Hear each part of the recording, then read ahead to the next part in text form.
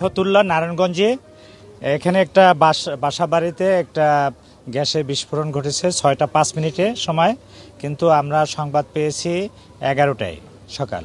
আমাদের সংবাদ জানানো হয় না। পরবর্তীতে আমরা আসছি, এসে দেখি যে এখানে শুনতে পেলাম যে 4 জন লোক আহত হয়েছে। তারা অলরেডি ঢাকা বার্ন ইউনিটে চলে গেছে।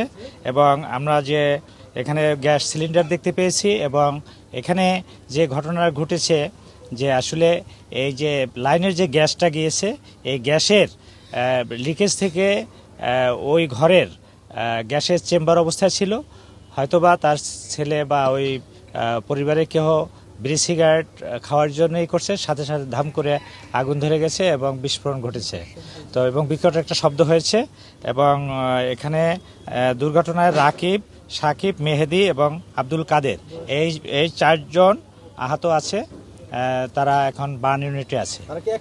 একই বাবা 3 ছেলে। এবং আমরা যতটুকু জানতে পেরেছি ওনারা এই ফুচকা এবং চটপটির হালিমের ব্যবসা করে, এটা পরিলক্ষিত হয়েছে। এবং আশেপাশের লোকজন বলেছে যে বিকট একটা শব্দ হয়েছে।